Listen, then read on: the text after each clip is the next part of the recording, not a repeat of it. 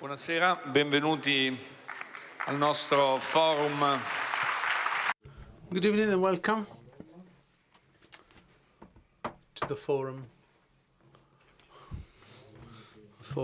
That's a forum being held in memory of Pope Francis and his memory and his thought and thinking. Recalling Francis, the gift chosen to give to this forum, recalling the figure of a pope that has worked a lot on the issues of peace and dialogue, also by making important trips, and the people who are here with me on the stage also bear witness of the presence of the Pope in their own countries. And I'll introduce them as we go along, and they can bear witness of their meetings with the Pope in their own countries, with their own people. This is an inter-religious dialogue, so it's not just Catholics who will be talking about Pope Francis here. Pope Francis was, of course, the Pope of the Catholic Church, but his opening, his vision also went beyond the Catholic Church, and he met many other people and dignitaries from other regions. I must give some technical, I'll do some housework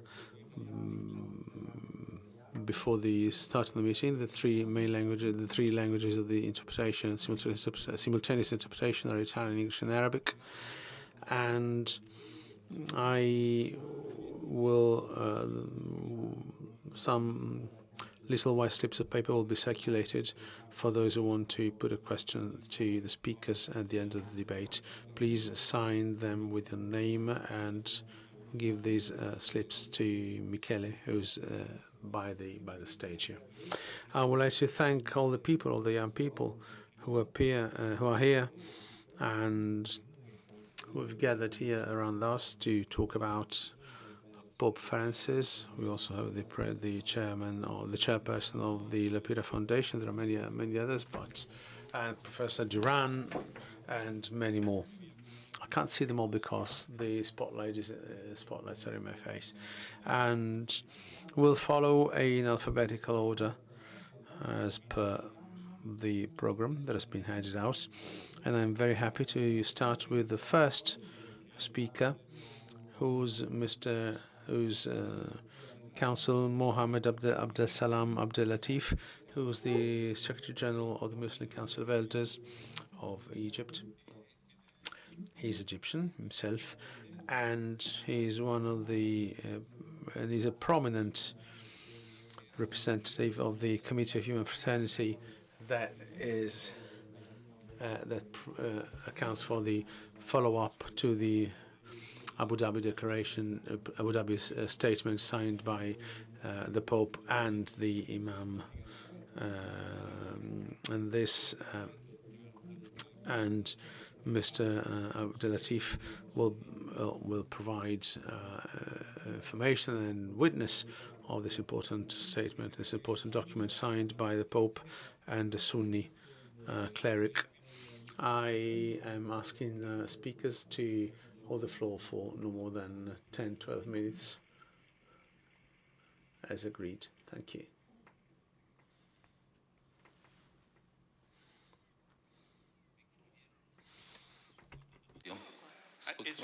I think it's better to speak from here.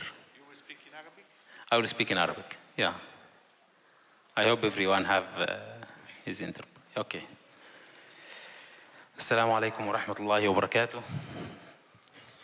Thank you very much.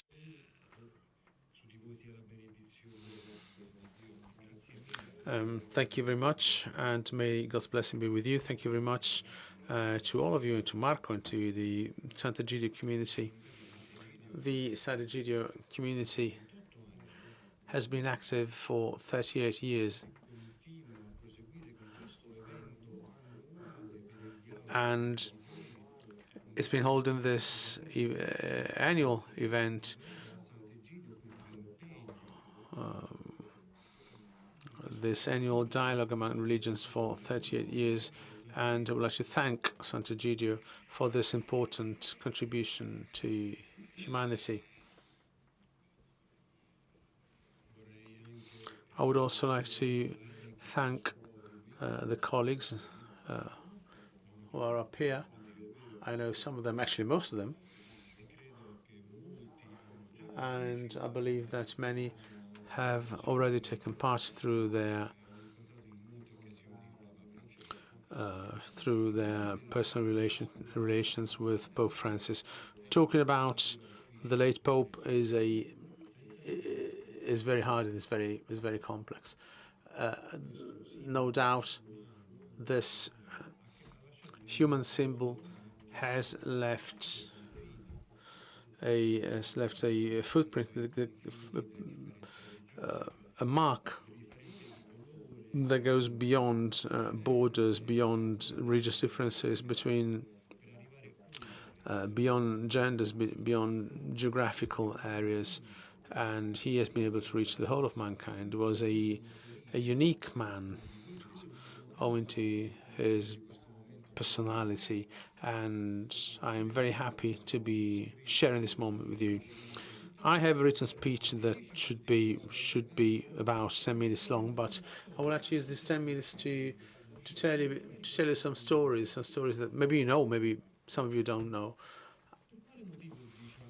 Why do we say that Pope Francis is a human symbol? It's not just because we are here in Rome and in the city of dialogue, and also not just because we appreciate our Catholic friends or the Vatican or Sant'Egidio, but we are here because of the truth. Francis, the late Pope, was poor, modest, a peace-loving Pope. His emotions went beyond borders, and he was able to touch everyone. I was able to have first-hand experience of this. I came to Rome during Pope Francis' papacy 21 times, and I met Pope Francis 18 times. 18 times.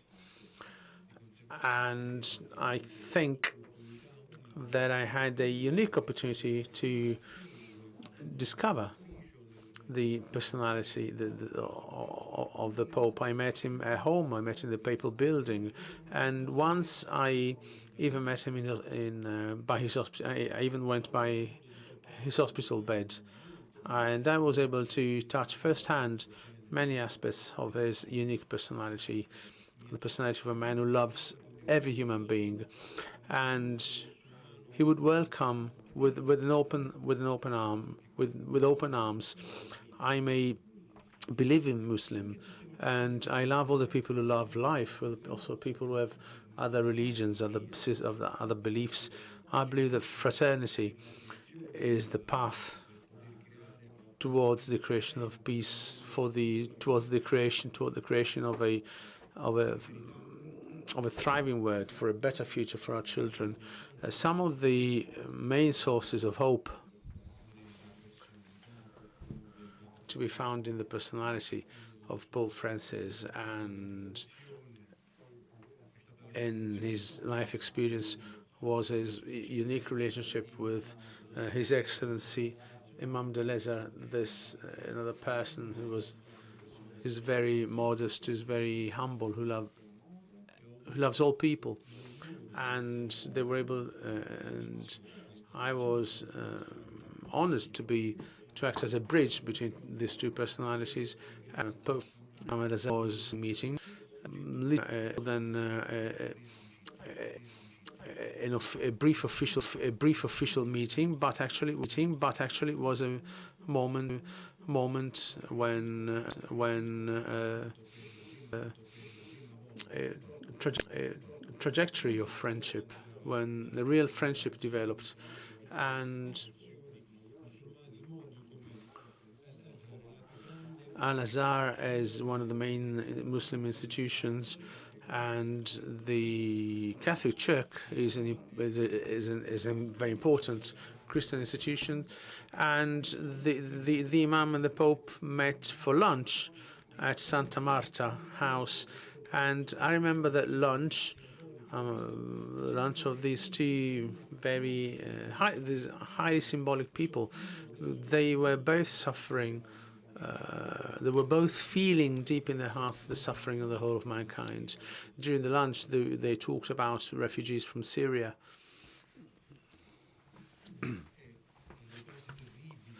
And the terrible things that were happening in Burma because of the war.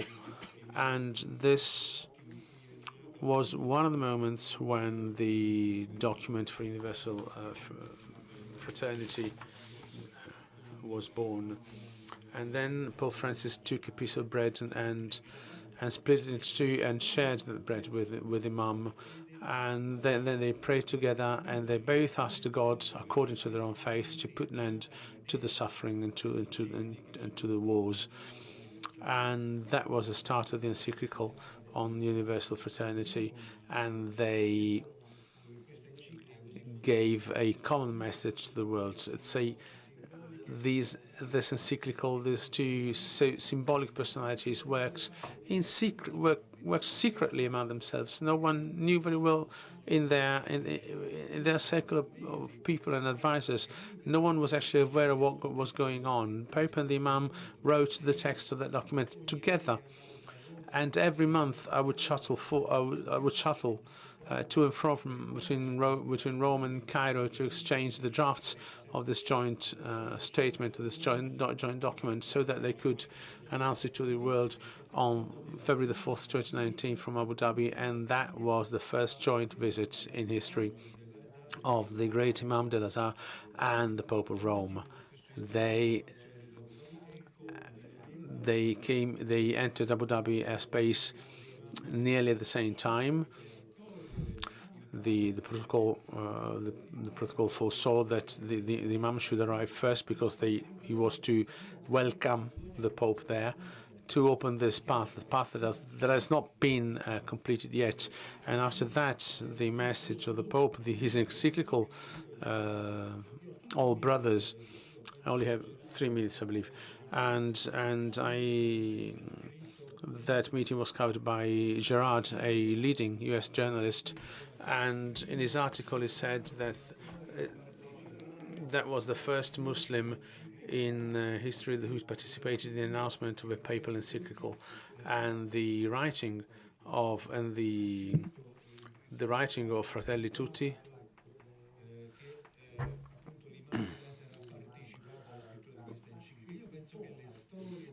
Fratelli Tutti was written in conjunction with an Imam, which was another historical event, and the link, the relationship between Pope Francis and the Imam Al-Tayyib Al-Azhar should push us to insist together on interreligious dialogue, because that is the only solution to create the right political environment for peace, because that is the only guarantee for a prosperous future for the generations to come. And I hope that His Holiness Pope Leo, whom I had the honor to meet, will pursue this path. And I would like to conclude my remarks by saying that the relationship between the Pope and the Imam was not a matter of protocol. Every year there was this prize, $1 million, that were granted to an independent committee, through the independent commission, to those who make actual work in favor of universal brotherhood. And I'm proud to say that 2 years ago, Sant'Egidio was chosen to win this prize as a representative of human brotherhood. And this place is open also to the other Abrahamic religions, and the last project that the Pope Francis was developing was an encyclical on artificial intelligence, and he sent a commission of study to Imam Akbar, and the Imam chose a commission to send to Rome to sign this common document. But unfortunately, the fate had other plans, and Pope Francis went back to our father, to our common father. So it was a real relationship for humankind. That relationship was an example of how to create brotherhood among peoples. And one of the things that really touched my heart and bear witness of the real feelings of Pope Francis is the following. I had written to him 2 days before he died, and I received through Cardinal Petrolini his reply, which reached me after he had already passed away. But he held strong to his principles, and he kept working for peace up down to the very last moment, and he will be forever a symbol of peace. May peace be with you.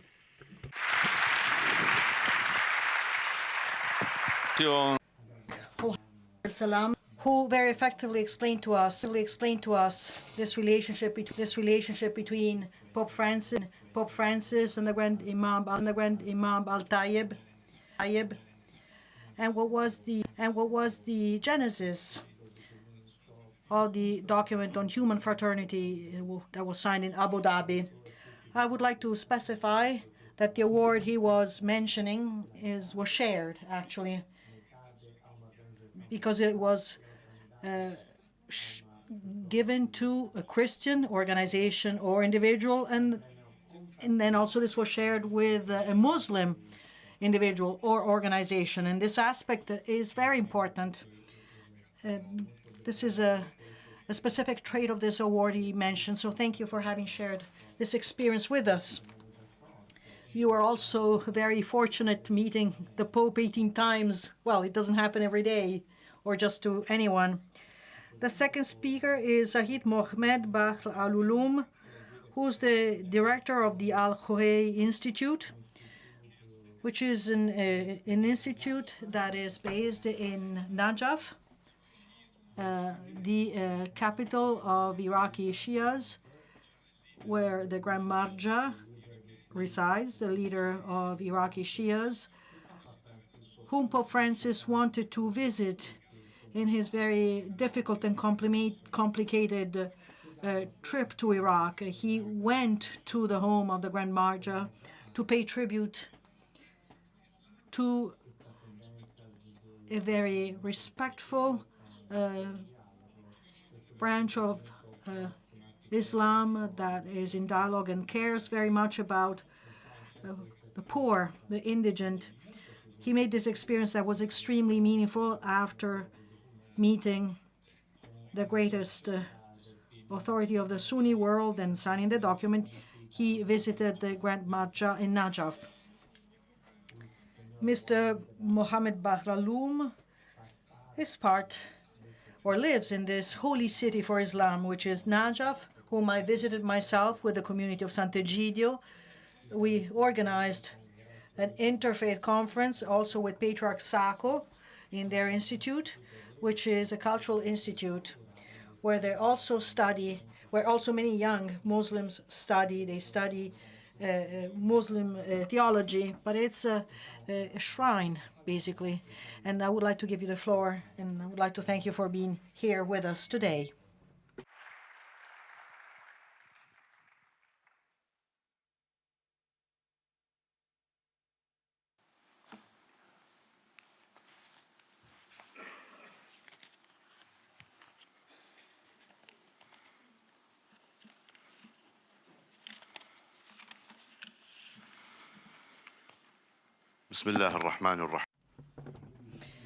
In the name of God, the most gracious, the most merciful, ladies and gentlemen, With all due respect, I would like to bring to you my greetings and wish you peace, mercy, and the blessings of God. May they be upon you all. I'm pleased to meet with you today to honor a man who inspired both East and West, leaving a lasting mark in the history of Islamic-Christian relations and continuing to symbolize shared human dialogue. As you all know, over the past 20 years, the world has witnessed major changes in interfaith dialogue. As the most important religious institutions have realized that peace building and living peacefully together cannot be achieved without honest communication that goes beyond historical differences and ideologies. In this context, Pope Francis stands out as an exceptional figure in the contemporary history of the Catholic Church. He reshaped the concept of dialogue itself as an act of faith rather than a mere diplomatic initiative. His historic visit to Iraq in March 2021 and his meeting with the highest authority, the Grand Ayatollah Sayyid Ali al-Sistani, marked a significant turning point in the development of interreligious dialogue. When the Pope decided to visit Iraq, it was not really a religious or political event, but rather a humanitarian message to the world that I can summarize with this sentence: hope still exists. The Supreme Pontiff's choice of Najaf had two clear implications: to recognize the role of the Supreme Shia Islamic Authority in preserving civil peace and protecting religious pluralism and diversity in Iraq. Another implication was to emphasize that actual dialogue begins with respect for others within their religious environment, but not from above. His Holiness entered a humble house in one of Najaf's alleys to sit across from an ascetic scholar who had come solely to voice the oppression of the oppressed to the world. That image alone captured the essence of the gathering, the meeting of East and West on the common ground of shared values of simplicity and holiness. Since the fall of the regime in 2003, the Grand Ayatollah Sistani has firmly rejected any use of religion to harm the nation and its unified identity. He has been the protector of national unity. He made sure that religion could not be put to an instrumental use.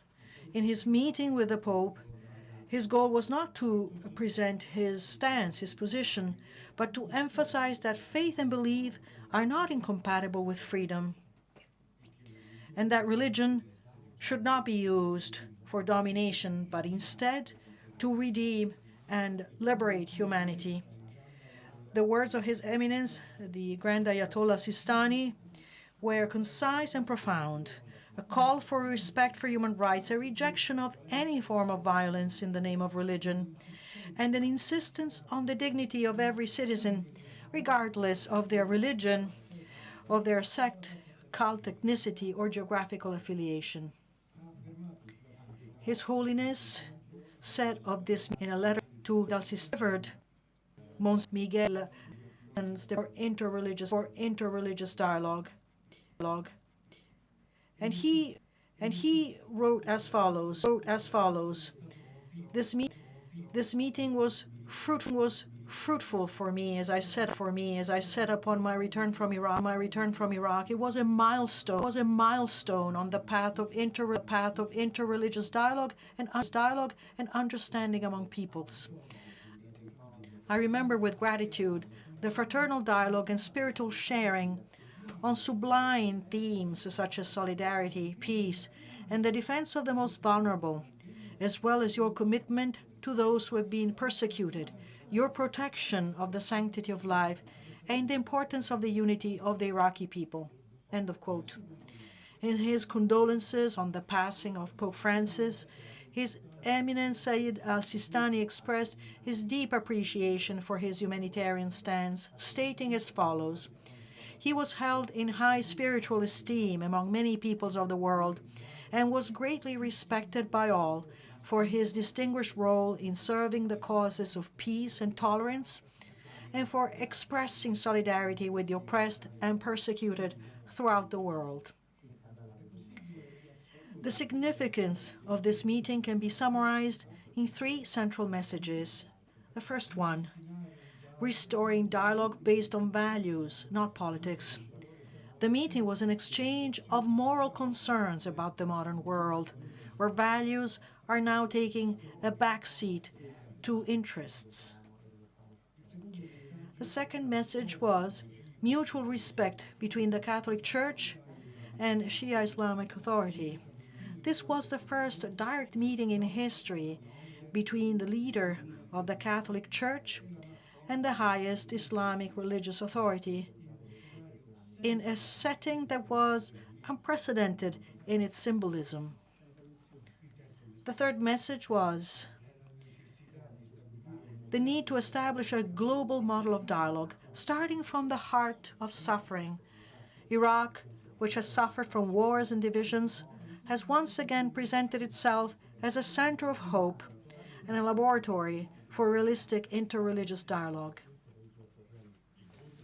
The meeting between Pope Francis and Imam al-Sistani has shown that the religious spirit can heal what politics has corrupted, and that dialogue, when it comes from the heart, then is able to enter history. On that day, in sacred Najaf, in Najar al-Ashraf, religious leadership was redefined, not as isolation from the world, but rather as engagement with its problems with a pure and sincere spirit. One of the fruits of this meeting was the publication of a short introductory booklet on religions drafted by the Al-Balaghi Center as a symbolic step to document this critical humanitarian event and consolidate its meetings in collective memory. This long-standing relationship between the Al-Houhi Institute and the Vatican City also led to the Shia Catholic meeting, which solidified the path of intellectual and religious cooperation to promote the values of understanding and peace. The Al-Houhi Foundation and the community of Sant'Egidio have had a significant impact and insisted on its continuity, with 4 meetings already held and a 5th meeting planned for the near future. This event should not be seen as a passing visit, but rather as a fundamental milestone in a long journey of understanding between East and West, between the religious authority of Najaf and the world, and between humanity and its fellow human beings. We at the Al-Houhi Institute consider the passing of Pope Francis a significant loss in the journey of human dialogue, and the vacuum that can only be filled by the concerted and sincere efforts of his followers and admirers side by side to continue this lofty journey that has united hearts on the values of love and peace. And lastly, I beg God so that He will grant us success for peace and mercy. May the peace, mercy, and blessings of God be with you.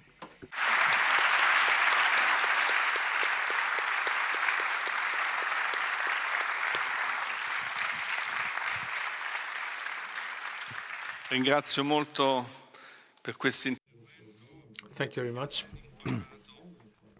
for this contribution that has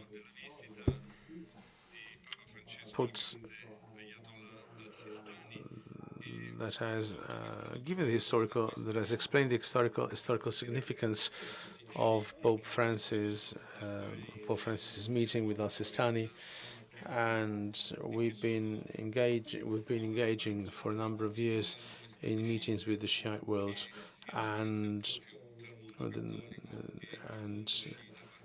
they bear witness of a growing friendship between Shia and Catholicism, especially the Iraqi Shia connected to the sanctuary, the shrine of Najaf and Al-Sistani.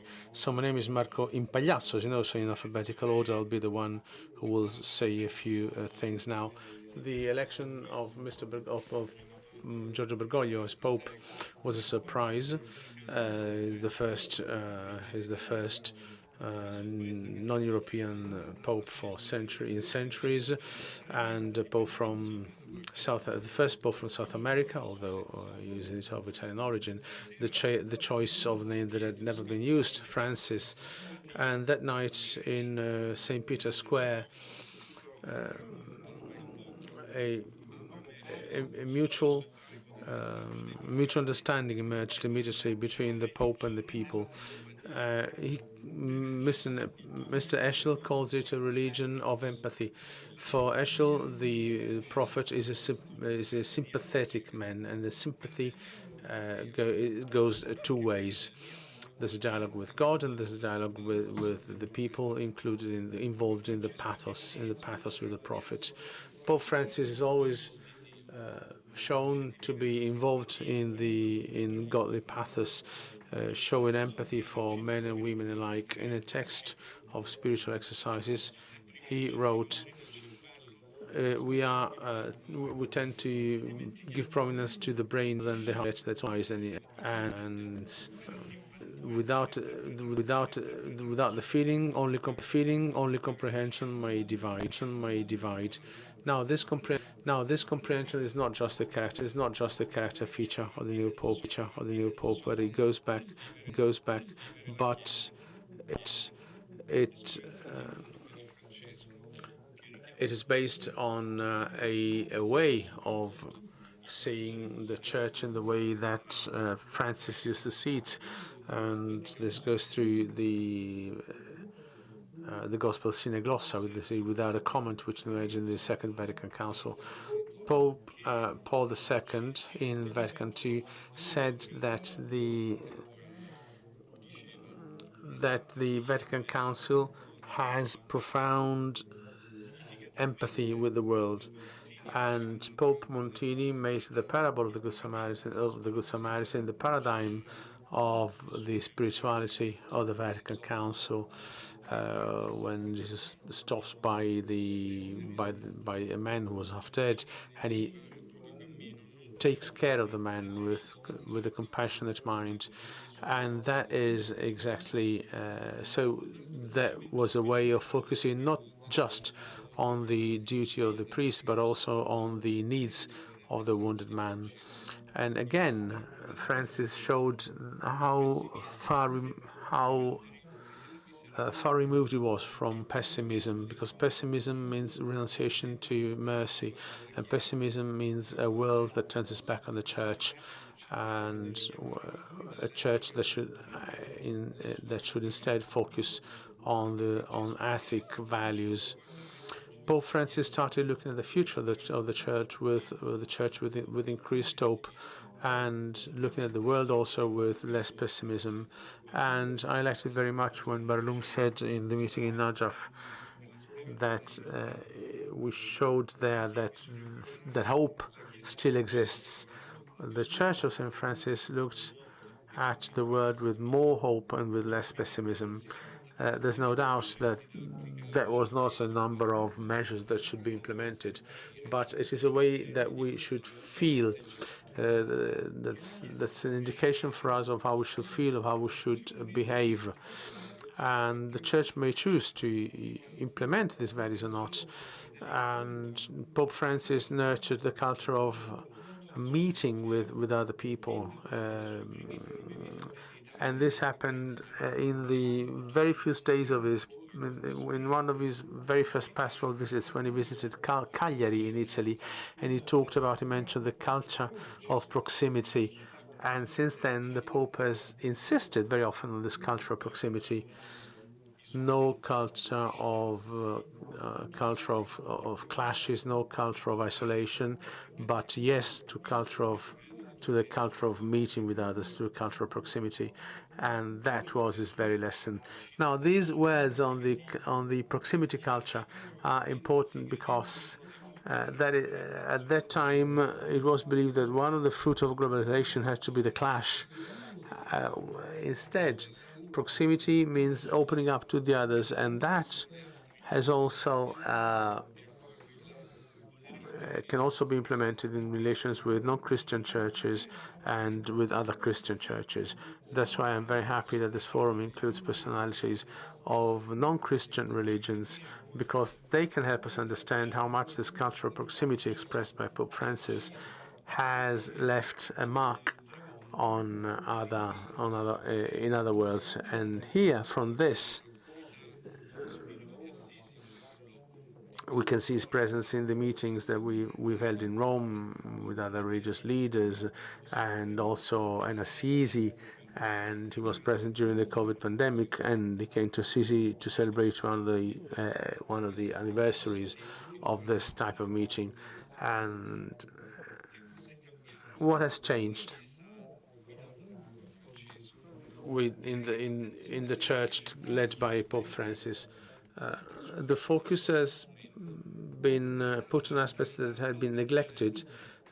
Focus was put again on the gospel rather than on the structures, rather than on the ethics, the institutions, and this had huge power of attraction also in countries that are usually very critical of the papacy, like France or Germany or Belgium.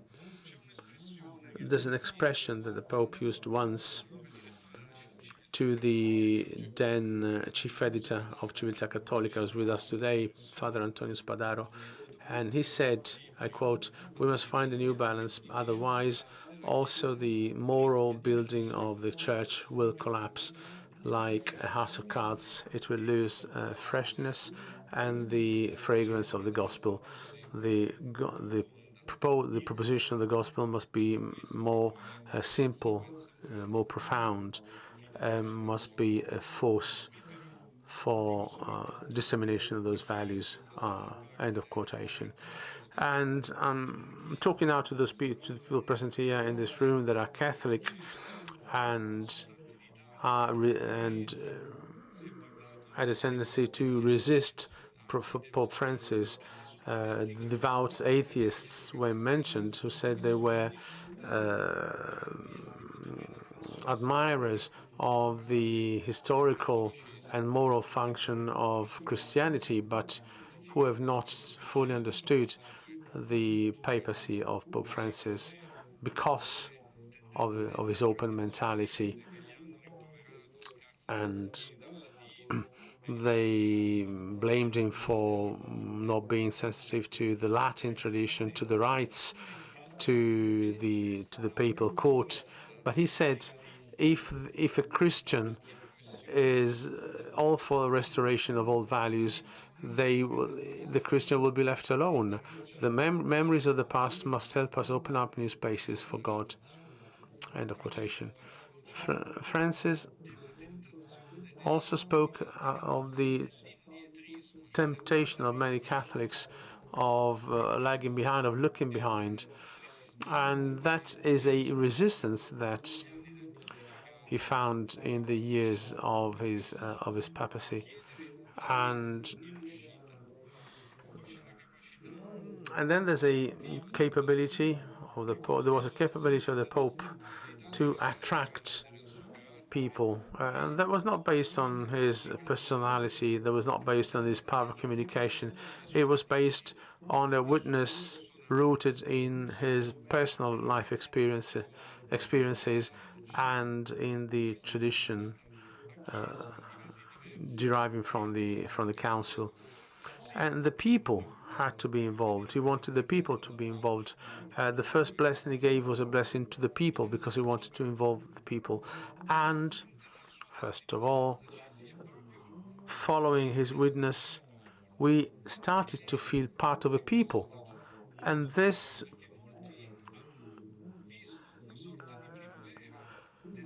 was very important because it was a sort of a rebirth, of a new spring for a church that could attract more people rather than being an isolationist organization protecting its own members. The church was able to open up to the world, to raise the nostalgia for God, and was able to talk with old believers, with non-believers, and the experience which both many other things aren't provide I'm not here to give a final account of his papacy. The Evangelicodium is his great legacy, his greatest legacy. The dream of a church with no borders, and Evangelicodium is his manifesto. And I would like to conclude with the Pope's words. Quote, "The great risk of today's world with its multiple and oppressing supply of consumption is very sad. When interior life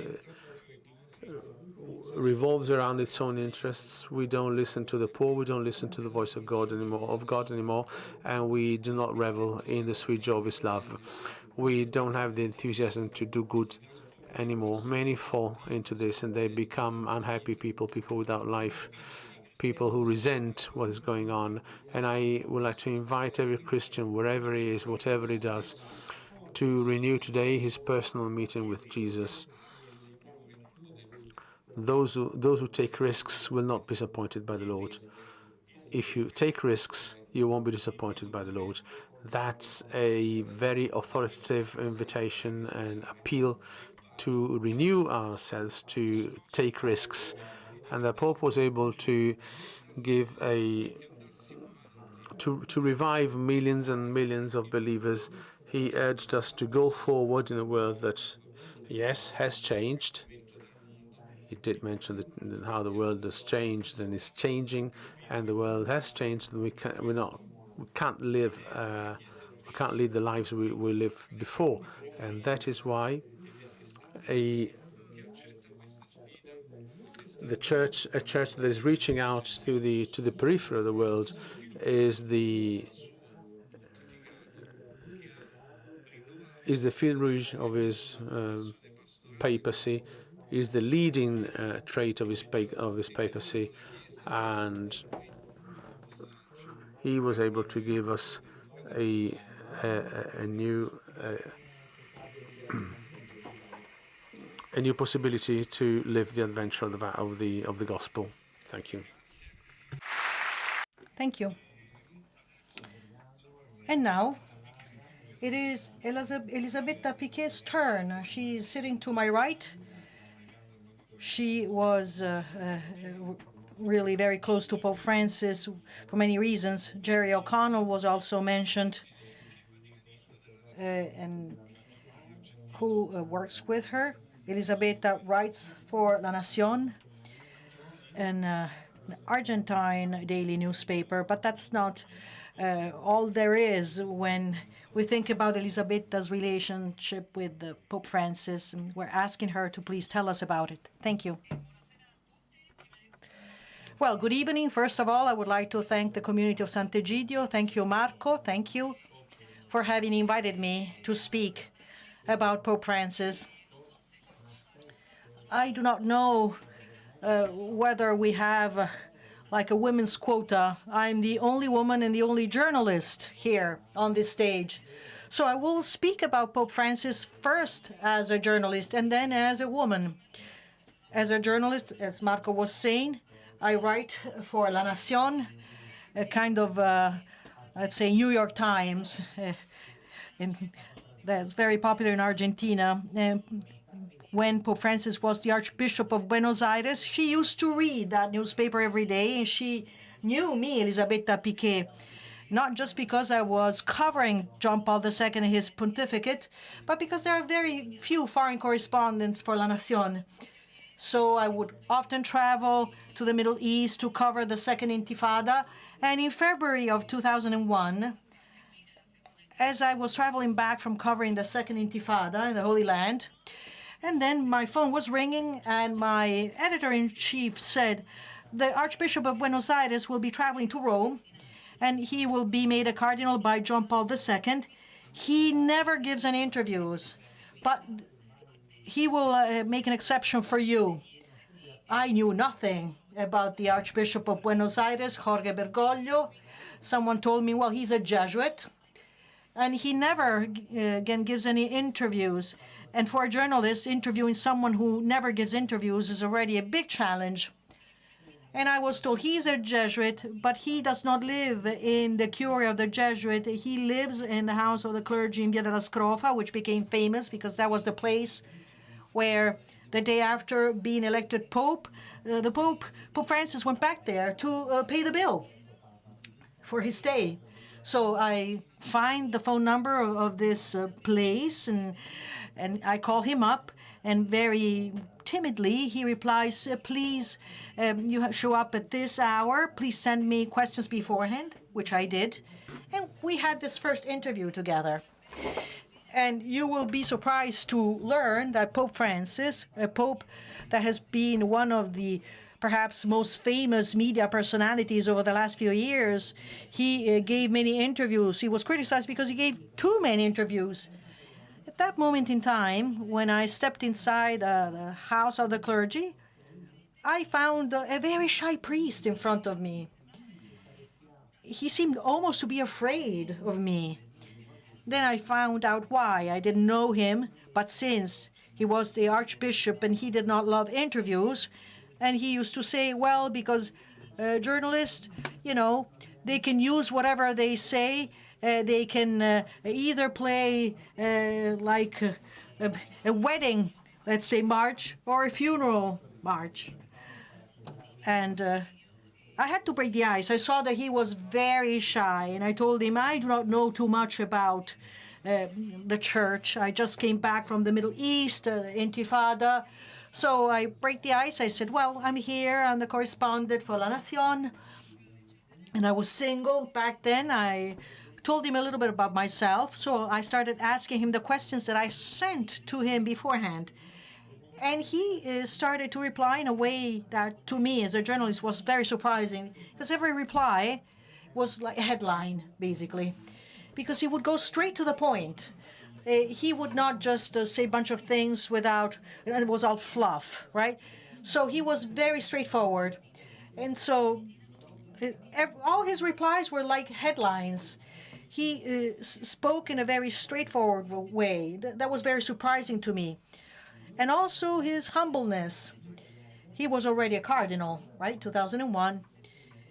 And he was about to be made a cardinal by John Paul II, but he would not just, was not aloof, He was very relaxed in his approach, very humble.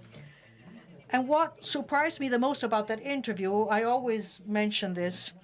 This interview was published in La Nación, and a few days later, or the same day, my phone started ringing at home. I picked up the phone. It was him. I said, hello, Elisabetta. Yes. This is Father Bergoglio. And I said, oh, my goodness. I wonder what he's about to tell me about what to say. Years of belt. I have to say one who called me up to thank me after an interview. So this too was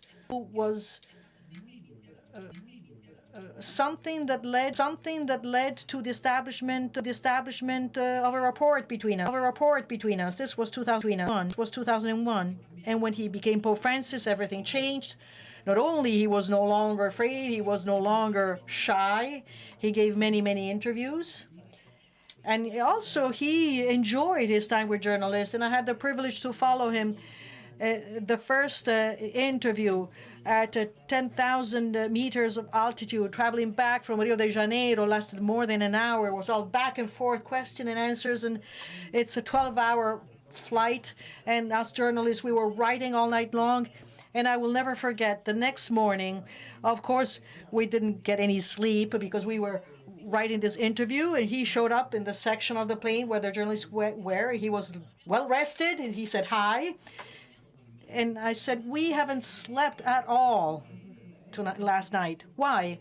Well, and I said in Spanish, se pasó de roja. Well, you went too far. I mean, and he said, well, you know, that's what you get for coming to interview me. Serves you right. My experience as a woman, I mentioned earlier, this very normal approach. That first time in 2001, he didn't know me. In Argentina, it is very normal. You greet each other with a kiss. And the fact that he did not, kind of look down on me. And I met this priest, so humble, a regular guy, a very curious guy. He immediately asked me, Intifada, tell me about it. What's going on? And he loved to listen to people. And what I was doing, my job as a journalist, and I used to travel to incredible places, dangerous places. I traveled to Afghanistan, Iraq.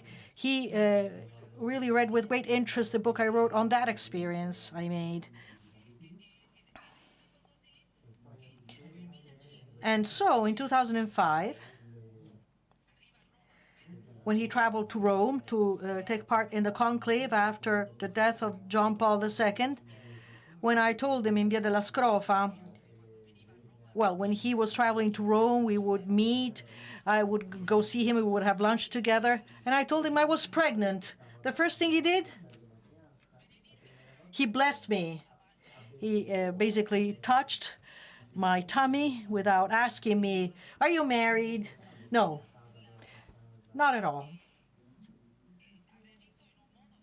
He reacted in an unbelievable way. The important thing was that a new life was being born. Juan Paulo, my first son, and I asked him to baptize my son.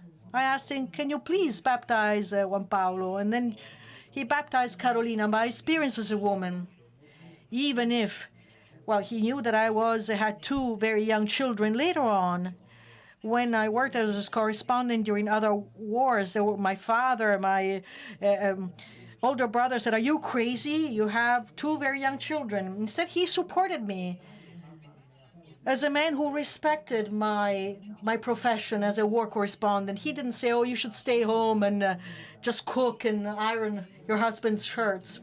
No, he completely supported me in my profession as a journalist. And he did this until the very end. I followed the war in Ukraine. He would call me once every 4 days when I was there to find out from me what was going on in Ukraine. And he I did not say anything about this, but during a trip, someone asked him a question about Ukraine. I was not there on that plane. And he asked me, he told everybody, I find out about all that's going on there through one of your colleagues, Elisabetta Piquet. So he let the cat out of the bag. So, and also in Gaza in 2006, he was not yet the Pope, and I showed him the church. It was another parish priest from Argentina in the Church of the Holy Family in Gaza that I had visited earlier when it was still possible to travel to Gaza. So he was always very interested in wars, and this is why now we go back to the subject matter that we are here to discuss, daring peace. And from this standpoint, he was a daring man. He dared peace. And I had the privilege to see this and experience this firsthand. And the people sitting next to me, I met the judge. I was in Egypt. I was in Iraq in 2021. I was in the Holy Land. And I have seen myself when he went to the Wailing Wall. And Abraham Skorka was there. with a friend, Omar Abu, a Muslim, and the three of them hugged each other. And I saw how he dared peace. And in this last trip, I was with him to Indonesia, and I would like to end with this image. I was in the mosque, and he will talk about that, of course. I will never forget, right, when this flight took off from Indonesia. We were on the plane. No, was about to take off, sorry. And we were waiting for him. And I think that Antonio probably remembers this. Why wasn't the Pope showing up? Because in Indonesia, the country with the biggest Muslim population in the world, the workers in the airport were kneeling down. They wanted to be blessed. They wanted to be blessed by the Pope. So really, thank you for having invited me to speak about Pope Francis. If there's someone who dared peace, that was Pope Francis. Thank you. Yeah. Grazie, Elisabetta. Thank you very much, Elisabetta, for these vivid memories and for the many interesting details you gave us. I forgot to say that Elisabetta wrote a biography of Pope Francis, Life and Revolution, it's called, I think, and I invite you all to read it. And now I'm very happy to have here on my left Cardinal Baldassare Reina, Vicar General of Rome, and he was auxiliary bishop of Rome when Pope Francis was Bishop of Rome, and he's from Sicily. And it doesn't happen every day that a Sicilian priest becomes first auxiliary bishop and then Vicar General of Rome, but the Pope chose Don Baldo, as we call him, rather than Baldassare, to act as his vicar, as his deputy, and we're very happy about that because every week I read on Roma 7 on the paper Roma 7 I read the working schedule of the Vicar General for the forthcoming week, and he visits many churches, and we're very happy that Baldo took the time to come here and to speak to us, to give us his testimony.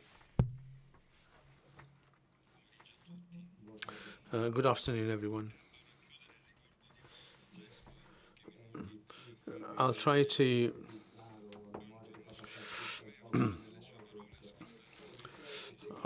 sum up the memories of Pope Francis in a few words. I'll try to do so by gathering together some of the words they said and that touched me deeply while I was far from Rome, and the emotions and memories of the period when I worked within Rome.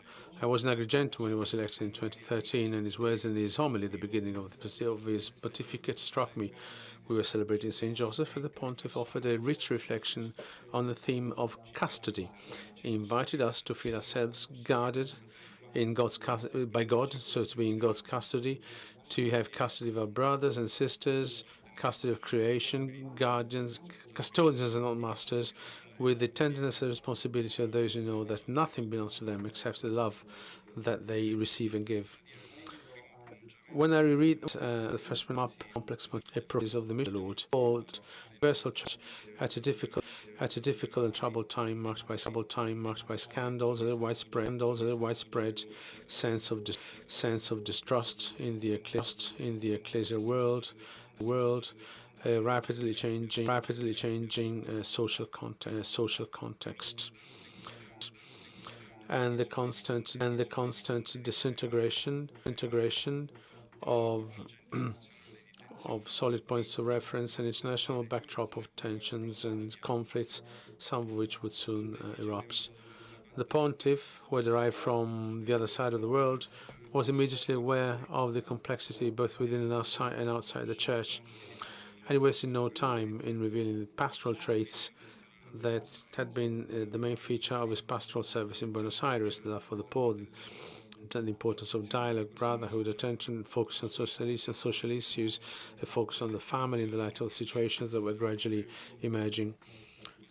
Thus, in his first meeting with the press in the Paul VI Hall, when a journalist asked him about the use of properties in the church, he replied in a very direct and simple way. He said, "I would like a poor church for the poor." But the first memory that remained with me was his visit to Lampedusa, to the island of Lampedusa, during his first apostolic journey. The Mediterranean island, linked to the Diocese of Agrigento, had long been marked by the tragedy of migrants who from the African coast braved the sea in search of life and hope. Many too many were losing their lives in the waters that some called, not without reason, Mare Monstrum, the monster sea. Following one of the many losses of life in that sea, the parish priest of Lampedusa wrote to the Holy Father, telling him of the daily pain of that faraway frontier, the tears of the people, and the fatigue of those who welcomed them. Pope Francis did not hesitate and made that strip of land the destination of his first apostolic journey. It was no journey of celebration, but a penitential pilgrimage because, as he said, there was nothing to celebrate. It was only time to pray and ask for forgiveness. From the stage, he posed a crucial question: who mourned the dead at sea? With those words, he denounced the globalization of indifference, and he had the courage to go to the heart of the Massa, the vision of the person, and how much faith can help, how much faith in the human person can help. His words were gestures, and gestures were full of humanity, tenderness, care. I sensed his emotion and his sobriety. It was a grammar that questioned me and became a source of constant reflection. Again, in the year 2013, the Holy Father gave us his first apostolic exhortation, Evangelii Gaudium, recognized by all as the programmatic document of his pontificate. In a time marked by crisis and uncertainty, Francis wanted to bring us back to the essential, the joy of the gospel, which renews the church and the world. The text was extraordinarily fresh. It gave missionary impetus, a desire to start again, to get back in the game. It invited us to start afresh from Christ with a new heart, not to let the joy of faith be stolen from us, to rediscover that the true worth of the church lies in the love it proclaims and witnesses. The document sparked a debate inside and outside the church. It shook consciences and minds and gave many the desire to leave behind unfruitful controversies in order to say a witness to everyone that in Christ Jesus there is joy and hope for all. That document, the reception of which was by no means simple or predictable, gave rise to other magisterial teachings which, in my opinion, find their common denominator in the joy of the gospel. The 2015 encyclical on the care of creation, a common home, started from Laudato Si, the first line of the Canticle of the Creatures by Saint Francis. It bravely denounced the wounds inflicted on the environment by blind and predatory development and reminded us that it's always the poorest who pay the price. Inspired by Saint Francis' Canticle of the Creatures, that encyclical invited us to contemplate our common house as a gift from God and to discover ourselves as custodians rather than masters of creation, a call for an integral ecological conversion rooted in faith and responsibility. From a view of creation, he moved on to a view of creatures, more or less like in the book of Genesis. He held two synods on the reality of the family with the final document, Amoris Laetitia, that is still at the center of lively considerations. The Pope's perspective brought together the wealth of the magisterium and the concrete reality of the family. It wasn't just an abstract reflection, albeit a complete one, on the sacredness of marriage, but an attempt to understand what responses the gospel can give to the situation where so many men and women live. The Pope's perspective seemed to me to be a sign of a magisterium in dialogue, which listens, which takes into account the joys and sorrows of God's children, that doesn't have precise formulas for everything, but starting from a couple of fixed points, leads to a discernment that slowly leads to choices. Again, starting from the journey of the gospel, Pope Francis felt it necessary to address the issue of universal fraternity. In an increasingly globalized world with a strong intertwining of cultures and religions coexisting in the same spaces, it is essential to open a discussion on how we learn to live together. Otherwise, even in the name of God, wars are waged that generate deaths. Over the years, with each apostolic journey, with each word, each document, it seemed to me that that stone thrown into the water, the joy of the gospel, created other circles, ever wider circles. It was a spirit, or created other ripples. It was a spiritual movement that sprang from the heart of the gospel and reached out to the whole world, to the creation, the family, the young people, holiness, fraternity, the reform of the Curia. The conclusion of this extensive process of renewal of the Church was a synod on synodality. It was a long journey that involved the whole Church, the entire Church. Between the first and second synodal assemblies of the Universal Church, I was called to serve the Church of Rome, first as auxiliary bishop and then as vicar of the Holy Pope. I saw the extensive reflection on how the Church becomes aware of being truly synodal and how it exercises this quality as one of the most beautiful fruits of the Council. As a young theology student, I had studied texts that had enlightened my generation like Lumen Gentium and Gaudium et Spes, and the decades following the Council, for various reasons, dimmed the light despite the efforts of successive the following popes. Pope Francis felt it necessary to pick up the thread of a church, which is a mystery of communion, which listens to the word in dialogue with the world, and he asked that synodality became a style and method, the journey of a people with different responsibilities, with an ear attuned to what God says through His Word and the signs of the times, and with renewed and transparent structures capable of giving reason for hope. In the meetings I had with the pontiff for the life of out by his positivity. In it there was goodness. He was on to lock and he had a tenacious desire to renew the church and make it younger and more beautiful. And I believe that this last document, Dilexit Nos, was the best conclusion of his mandate as leader of the Universal Church. While he invited us to rediscover devotion to the heart of Jesus, Francis asked the community of believers, those all to whom he often addressed himself, to fill every form of ecclesial service with passion, deep and transfigured love, sincere commitment, constant effort, hard work, and perseverance. It is certainly not for us to judge the person or evaluate Francis' whole pontificate. From what I saw when I was far removed from Rome and from what I experienced as I worked in the service of his diocese, I saw an extraordinary commitment in terms of prophecy and the opening of new paths.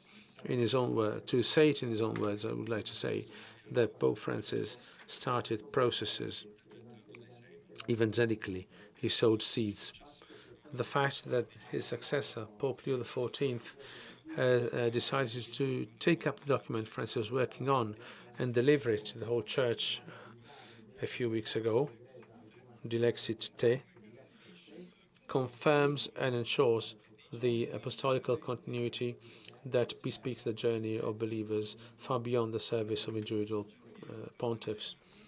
The word that served as a hinge between Benedict and Francis was light, Lumen Fidei.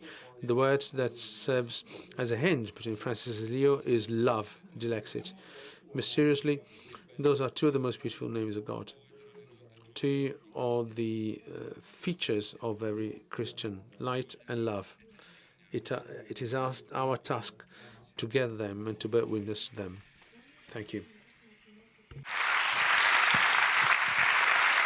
Grazie. Thank you. Thank you, Your Eminence. Thank you, Father Baldo, for this memory you shared from afar and up close, maybe.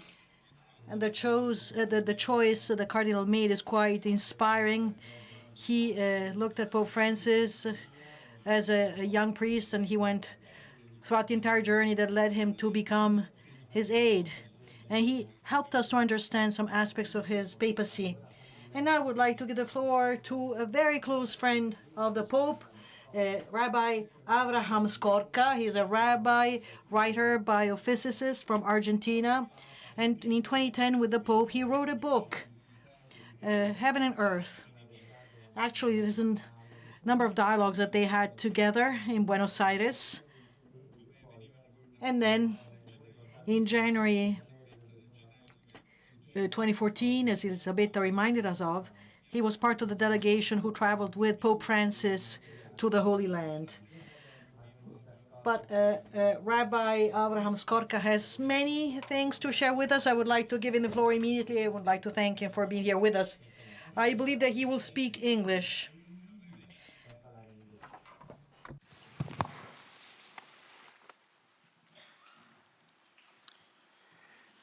Good evening for everybody.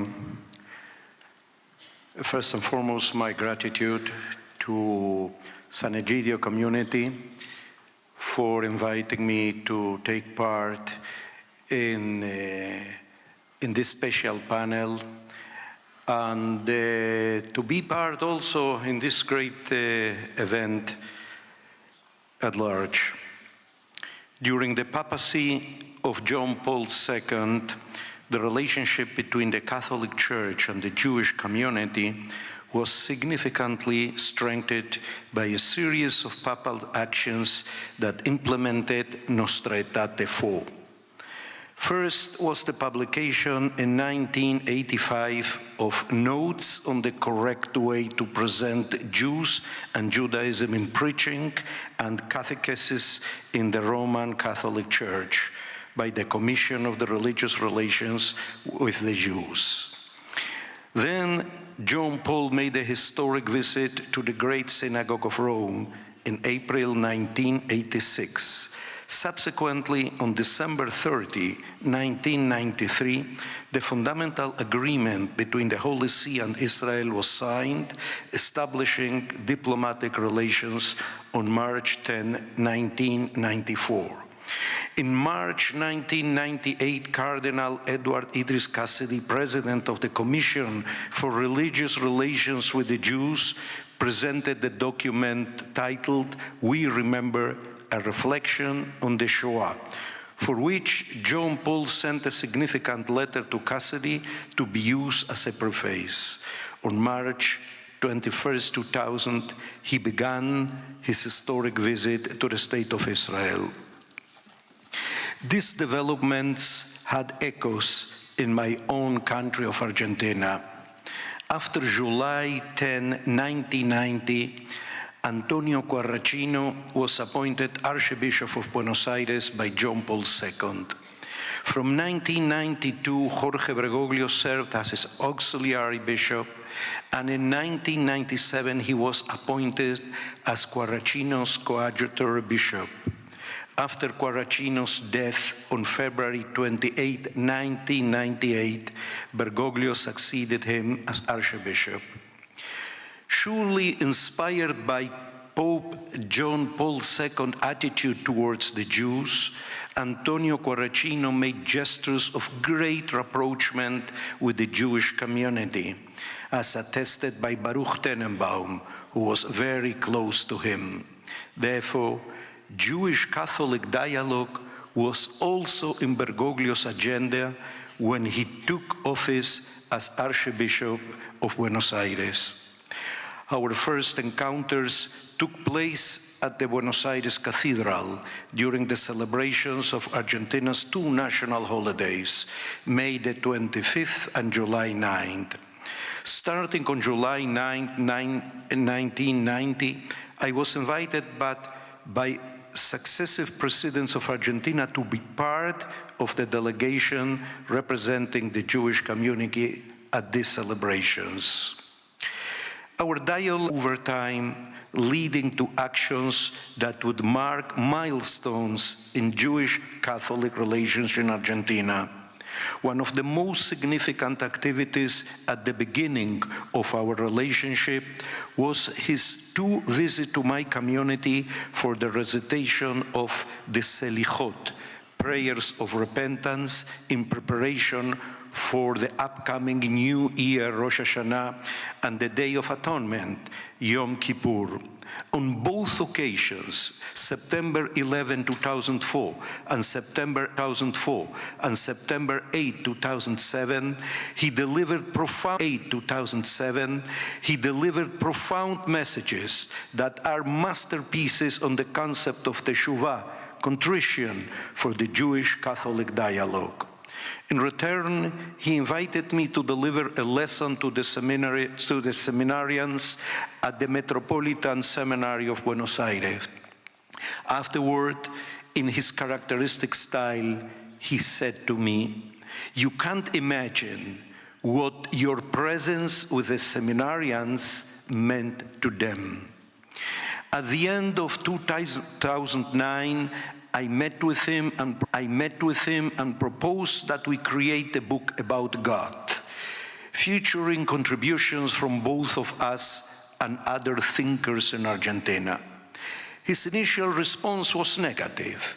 However, a month later, he called me and suggested that we write a book addressing topics relevant to the everyday people, such as religions, religious leaders, disciples, prayer, guilt, Shoah, fundamentalism, Argentinians' dark years, the meaning of death. We titled it On Heaven and Earth. Rather than being merely a philosophical or theological discussion book, Bergoglio emphasizes that his faith should manifest in his daily interactions with others, as he expresses in the prologue to the book. I am quoting him. The challenge was to walk with respect and affection, to walk in the presence of and to believe. Bergoglio misses that would in the heart and craft philosophical treatises that would only be understood by a select few.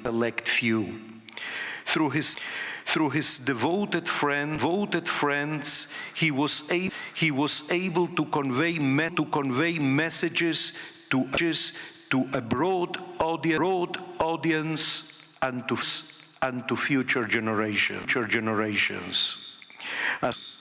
As Grand Chancellor of the Pontifical Catholic University of Argentina, Santa Maria de los Buenos Aires, he played a key role in my receiving an honorary doctorate for my contributions to the culture of the city.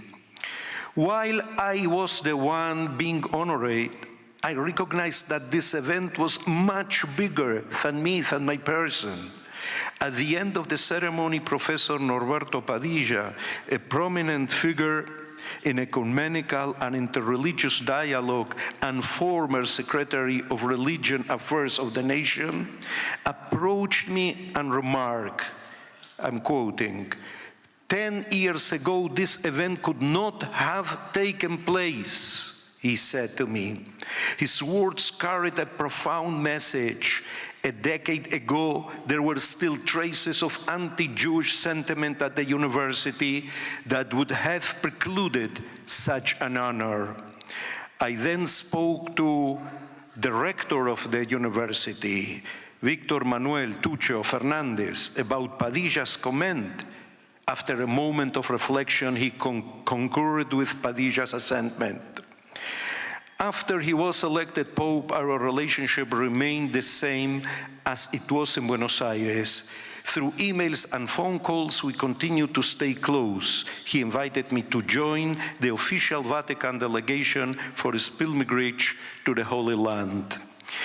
The embrace that united us in front of the Western world in Jerusalem with Muslim leader Omar Aboud shared a profound meaning. This image aims to go beyond the individuals involved. It wasn't merely a political gesture between leaders of different faiths. It was a genuine connection. The three of us knew each other well and had shared life experiences together, making it clear that our meeting in such a significant place wasn't just a formal occasion. Neither Abud nor I held any official power. We stood together simply as Muslim and Jew. This embrace was not intended for leaders of different faiths to consider, but was meant for ordinary people to relate to a moment where the Pope momentarily set aside protocol to embrace friends of different faiths in a space that holds great significance for Jews, Christians, and Muslims alike. Months earlier, I had suggested we embrace at the Western Wall to create an image for posterity, and that would symbolize the overcoming of the significant differences that had historically separated Jews, Christians, and Muslims, resulting in so much harm. Some Israeli officials had told me that embracing him in front of the wall would be impossible due to the protocol. However, Pope Francis set protocol aside. At that moment, he became Father Jorge once again. After the embrace, I asked him to wait just a few seconds while I posted a message on the wall next to his. He agreed. As I placed my message, I recalled the deep affection I had for him, which only grew when I saw the leader of hundreds of millions of faithful waiting for his friend who sought out the gap in the wall to leave his message alongside that of the Pope. I then placed my hand on his shoulder as we walked toward the area where the guest book awaited him, ready for him to write his message. During the dark months of the war that began on October the 7th, we communicated regularly via email and had a lengthy conversation on Thursday, June the 13th, 2024. That was the last time we were together. Although we had disagreements, we always tried to address the deep pain experienced by both sides, by Israelis and Palestinians, through open dialogue. In the English edition of his last book, Hope, the autobiography, on page 210, he spoke, he related what meant our dialogue for him. And I quote the words of Pope Francis. From my earliest childhood, and then just as naturally when I was a priest, archbishop, and cardinal, I formed real friendship with ordinary people, leader figures in the Jewish community, and rabbis in Buenos Aires. With people such as Abraham Skorka, rector of the Rabbinical Seminary and rabbi of the Bnei Tikva community in the barrio of Belgrano. Together, we recorded 30 or so TV transmissions of the Bible, which were broadcast on the Archdiocese channel. Then, in February 2013, we said goodbye as the summer vacation period began, and we arranged to meet for the next recording in March, which was to be about friendship. But the Spirit, as we know, changes the course of events, creates the most unlikely situations. I didn't return to the Archdiocese that March, so the last transmission was never made. Abraham was one of the first people I telephoned the same evening that I was elected Bishop of Rome. He quoted himself, "They are keeping me here. Take note of my new address." I told him. And even with the ocean between us, the friendship has remained solid, molded by the quest for ways to serve humanity, with which both of us feel to be the highest, most sublime form of service to God. The dialogue between Jews and Christians has to be more than interreligious, for it is a family dialogue. We are bound to each other before one God, and through our conduct, we are called to bear witness to His love and His peace. End of the quotation. Even though He is no longer physically with us, to dialogue with after years, His words me to connection, going and writing these days, and we hope it will continue to grow, and a world that desperately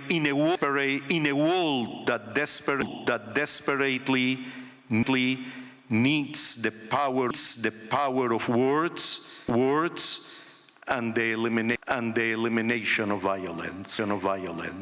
Thank you so much. Thank you so much.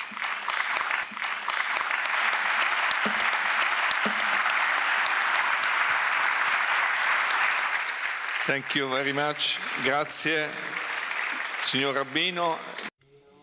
Thank you very much, Rabbi, for illustrating this great friendship between a Christian and a Jew, and as you said at the end, a concrete experience of the Church of the Nostra Aetate. And you insisted very much on the significance that Cardinal Jorge Bergoglio gave to the meeting here with you and with the Jewish community of Buenos Aires. Now I'll give the floor to Father Antonio Spadaro, who was a Jesuit like Jorge Bergoglio, and for many years he was the chief editor of Civiltà Cattolica from 2011 to 2023, if I'm not mistaken. So more or less during the whole pontificate of Pope Francis, he was the chief editor of this historical review of the Society of Jesus that is. And in this capacity, he has been with the Pope throughout all his travels, and he took part in all the meetings that the Pope had with Jesuit communities throughout the world. So if there is a man that has seen the Pope more than 18 times, that must be Antonio Spadaro. Antonio, you have the floor. Good evening. I don't know what comes to mind when you think of Pope Francis. That's the first question I asked myself when Marco asked me to take part in this meeting, and I would like to thank him for this, and I would like to thank the Sant'Egidio community, all the people who are here. I don't know what comes to your mind when you think of Pope Francis. I don't think of a man dressed in white, but I think of a flame. I've always thought of a flame. As a young Jesuit, he wrote, "We know well that the fire of God's greatest glory pervades us and envelops us in a flame." His own very body moved like a flame. He had physical limitations. Remember, his leg, his foot, even when he was standing, but his body was twisting. I remember that at times, in order to greet people, also in the Pope's car at Rio de Janeiro, at the very last moment, he realized that there were journalists, and he waved at them, making a sort of a hola, and twisting his own body, and he also did that in order to touch people, and so that made you feel like you wanted to hug him, and people did try to hug him. And so this twisting body, this flame that was the piece of restlessness, as he would say it, an oxymoron, the truest oxymoron of spiritual life, a quietness in motion, an ardent calmness. He was the Pope of who was able to settle contradictions. I met him for 3 afternoons in a row in August 2013, so a few months after his election, for his first public interview as a Pope, in which he revealed himself.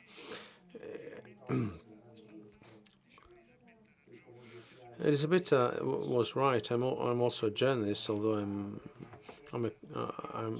clergy. As a journalist, I was rather schizophrenic. Before the Pope, I would feel on the one hand that I was a journalist, on the other hand, there was a priest. So when it say things I can now confess, the journalist inside me was very happy, and so, like Elisabetta said, every word he said was a title. So that was marvelous. But as a priest, I was very scared, because I realized that if I published that is what he said, that would be terrible. So I would say, no, wait, I can publish this, and he said, no, I did say that, so just write it. And he was reproaching me for being a bit too shy. And also remember the phone calls.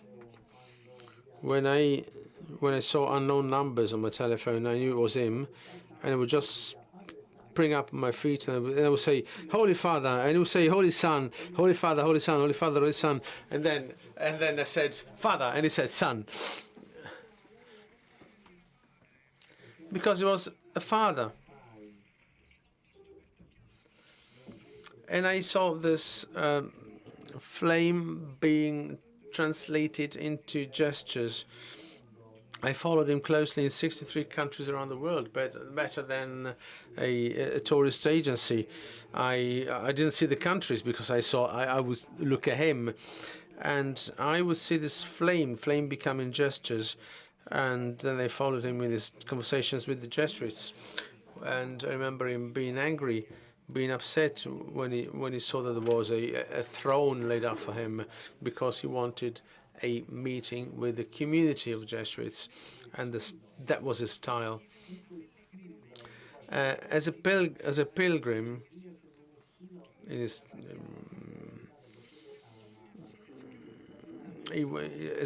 as a pilgrim, he was able to become part of the community which welcomed, and he was able to take off his shoes. I remember in the Mosque of Bangui in Central African Republic, where Christians and Muslims were fighting each other, were shooting at each other, he decided not only to pay a visit, but also to take a ride in the Pope Mobile with the local imam, 2 men dressed in white, in the same car. Francis never simply opened the doors of the church. He threw them wide open, so that the Most High could come out of the churches and into the world. Not to let people in the church, but to let God out. His idea of church was a dynamic one, as if faith could not breathe if enclosed into a protected space. And there was something that connected him to the idea of breathing, and he explained it to me later, because as a young boy he had surgery to his lungs, and this lack of breathing, this lack of breath, was always a constant feature in his life. And remembers one time he wasn't able to breathe, and he shouted to his mother, "What is happening to me?" And he was 21, I think, when this happened. And this has stayed with him all the time. So when during the interviews he said that the church is a field hospital after a battle, I understood that the World Hospital had a therapeutic meaning. The church was not every now and then a field hospital. No, the church is a field hospital. That's a metaphor for the church, the hospital. And when Francis coined the expression Third World War in pieces. When was that? Was in 2014, coming back from Korea 11 years ago. And we've seen it now. Many defined him a political pope, but his politics was a spiritual one. Francis dealt with the global role of Catholicism in today's context. His was a diplomacy of the knees, as we would say. Dialogue as a form of prayer. Dialogue as an act of faith. As an act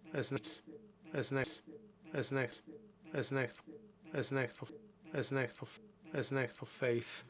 I saw this as one who creates bridges. Once he asked him global moral leader, and his question was like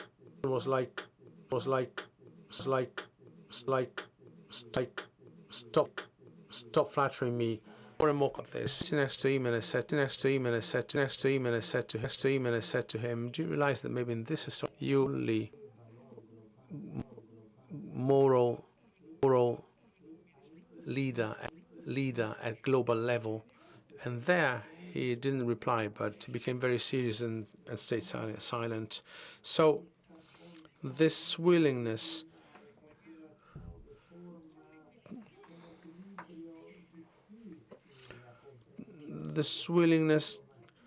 to live on the verge between diplomacy and prophecy, which seem two different things. There he realized that that was a threshold, and the traditional diplomatic caution in him became an explicit willingness to denounce the polarization of narratives. I remember the daily phone calls, even when he didn't have, when his voice was going away, when he was losing his voice, the genocide of the Armenians, Ukraine undergoing martyrdom was driven by the arms market, of the fact that children should not be the target of bombings, and that were appeals to our conscience. He knew that truth is never imposed from above, but it is revealed in encounter, in the meeting with our brothers. And I remember the memorable moment of in Abu Dhabi, the signing of the document on fraternity. For him, that was the only alternative to the apocalypse. Brotherhood, fraternity, was and still is the only alternative to the apocalypse. And that's why I started this stubborn, open, and dialogue with also with Al-Sistani in Najaf. He always understood that even your opponent is never an enemy.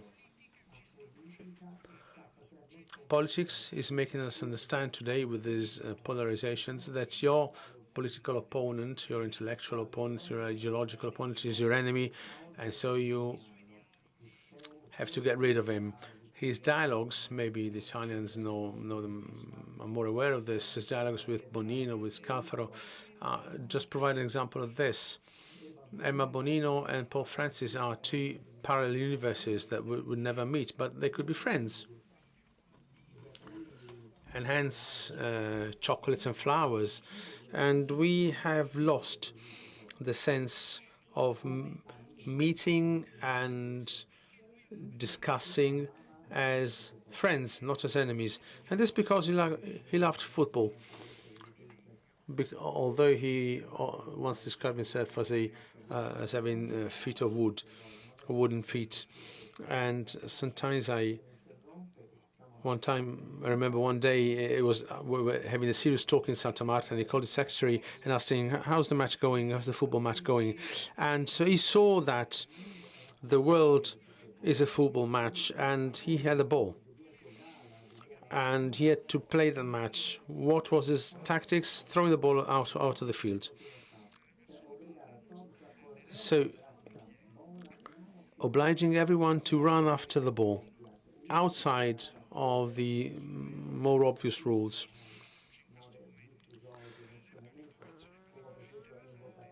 And the saying goes about his prayer for the peace in the Holy Land with Shimon Peres and Mahmoud Abbas in June 2014. And the only way to play this game was not through balconear la vida, so watching life through the balcony, I would say, as he would say in Spanish, but playing on the field. In other words, Spanish words he loved was desbordar, el deborde. And he said, that's my favorite word in Spanish, he told me once. And it means to overflow. It's like water that overflows out of the tub. An overflowing gesture was the embrace between Rabbi Skorka and Omar Aboud in front of the Wailing Wall in Jerusalem, as Rabbi said only a few minutes ago. It was not just a diplomatic meeting between two representatives of three of different religions, but it was a hug between friends. So what we need to do is to recover the humanity we've lost, and then it is some gestures which really seems those of an idiot in a Dostoevskian way, and he once kissed the shoes of two political leaders of South Sudan who were fighting against one another. I asked him, "What have you done? Why did you do that?" And he said, "Well, I had no intention of kissing their shoes, but I went into my room in Santa Marta, and I felt profound consolation linked to the idea of doing that gesture, and I did it."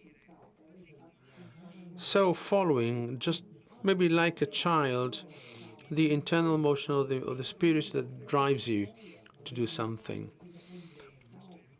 And that is also the idea of touching, kissing feet, touching, having contact, physical contact with reality, not just being a detached pastor who's aloof from the world. I remember in Brazil, I put him a question on the security of his travels, because at one time there was a huge problem of security in Brazil. And he said, and I said, "Why don't you use the Mobile, which is a very secure vehicle?" And he said, "Well, a mother doesn't go see his children in a glass safe." Very powerful reply. And this sense of contact is also the sense of the dance which he loved. He loves tango. I once asked him, "Have you ever danced the tango?" And he looked at me with a wry smile and said, "Yes, I did." And his love for the dance, for football, exemplifies, I believe, the main issues the way he dealt with issues. And in his last document, Dilexit Nos, is all centered on the heart, and that means that it's both that brought back faith to the real place where it should be, the heart. He was a pope who likes to live with the conflicts, not to extol the conflicts, but to walk through the conflicts. He said it is the Holy Spirit that creates harmony, and he always acted as a father. Everybody wanted to say, "Okay, these are the good people, these are the bad people, these are the bad people. You have to choose which side you want to be on." the goodies and baddies. Hollywood must win also in the church narrative, and stubbornly would say no. Why? Because a pope is not a politician like others. A pope is a father, it's dad, it's papa. And a papa has good children and bad children, but they're still children. The only way to understand his position is this: understand that your children are even the baddies are your children. In Batiana, he gave a scandalous definition of terrorists, which makes us shiver, because he defines terrorists as poor criminal people, which a definition that leaves you breathless. Criminal people, yes, but criminal people. A poet was a poet, was a poet, was a poet, was a poet, was a poet, a poet, poet, in a way, often relate. Shoot the end and the bottom on the phone was like Saint Francis of Assisi, sitting on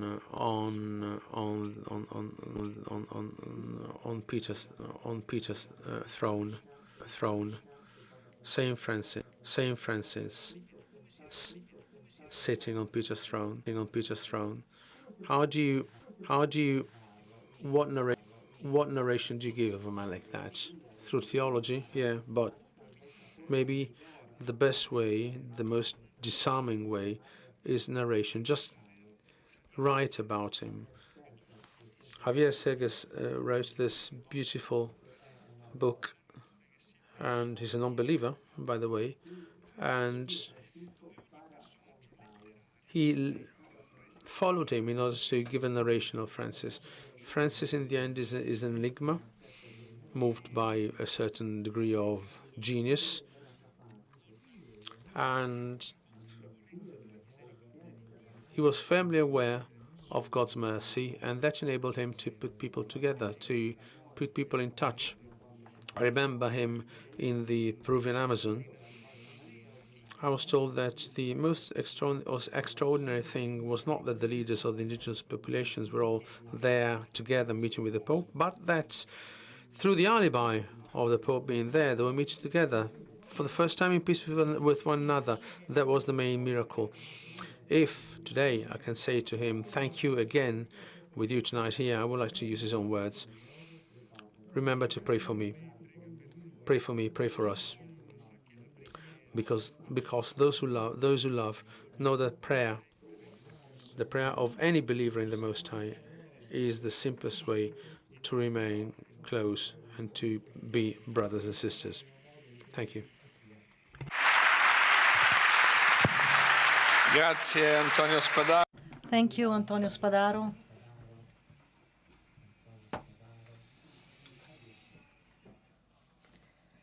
And this evening for us, he has been a wonderful storyteller. He told us the story of Pope Francis. Must have been all the interviews that he gave you, and also the great affection that you had for him and how much you loved him. So thank you.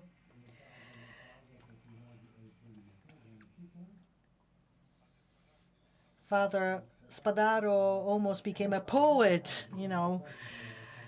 He spent so much time with Pope Francis that now he's almost a poet. He didn't say that, but he's attracted by poetry because this overflowing, like the Pope taught us, means going beyond borders in a way. And now I have the great pleasure of introducing to you, last but not least, for sure, Nasaruddin Umar. Today he is Minister of Religious Affairs from Indonesia, the largest Muslim country in the world. So you're a very busy man, Mr. Minister, but especially you were Imam of the Grand Mosque in Jakarta. And he had the opportunity to meet the Pope when he visited Indonesia, and together you signed a joint statement to promote peace and interreligious dialogue. And then there was this exchange, the kisses, the Pope kissing your hand and you kiss the Pope's forehead. which is one of the incredible signs, hallmarks of his papacy and his openness. We have seen the Pope meeting many Muslim personalities. For a Pope coming from Argentina, well, the Muslim world was not really his most immediate reference. So, Mr. Minister, would like to give the floor. Thank you for being with us. You have traveled from very far away, so we thank you even more because of this. The Minister will speak English.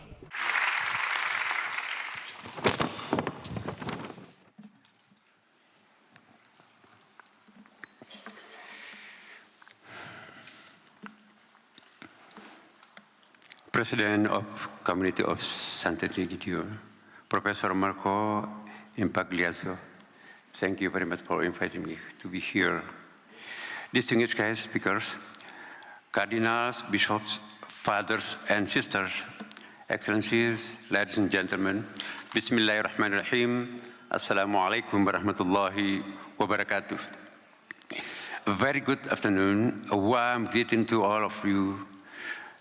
First and foremost, let us offer our gratitude to God, the Almighty, for Muslim, Allah subhanahu wa ta'ala, for the blessing bestowed upon us. When I heard the sad news from the Vatican, I was in disbelief. All memories of Pope Francis rose in my mind. I felt a heart touch in my heart. I heard the news just hours after I had received the invitation from Sant'Egidio to speak in this forum. At that time, I said that I hope I would be able to see Pope Francis at the Vatican in October while attending this event. There are so many unforgettable memories with Pope Francis. Even when I look at our picture, where I kissed his heart and he kissed my hand, I'm sorry.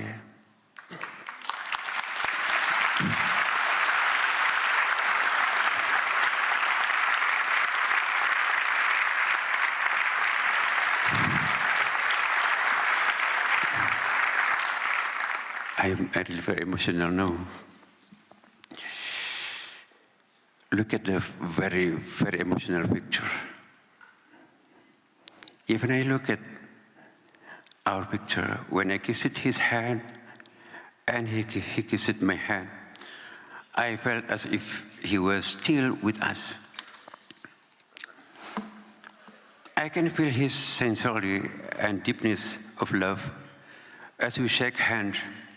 He kept holding my hand as we walked. Some might say that our gestures were just ceremonial, but for me, it was a spiritual experience. I felt God's presence in our embrace, affirming us about the brotherhood of mankind. In our brief conversation, Pope Francis referred to this Fratelli Tutti encyclical, and he said that we are called to be brothers and sisters, going beyond religion, race, and nations. I responded by sharing the Islamic principle of Ukhuwa Islamiyah, or universal human fraternity.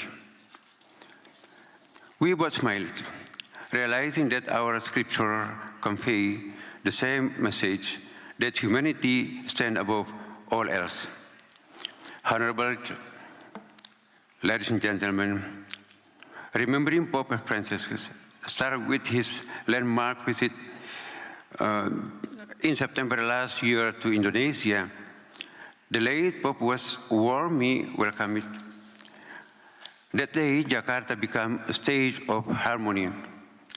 His visit was a powerful gesture and religious tolerance, an interfaith dialogue, a glue of diversity.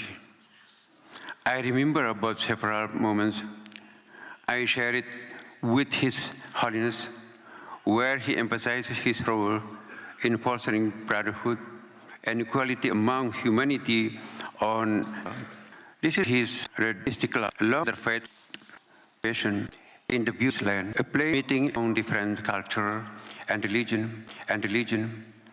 I pray that the people of Indonesia may continue to grow in faith, brotherhood, and affection. May God bless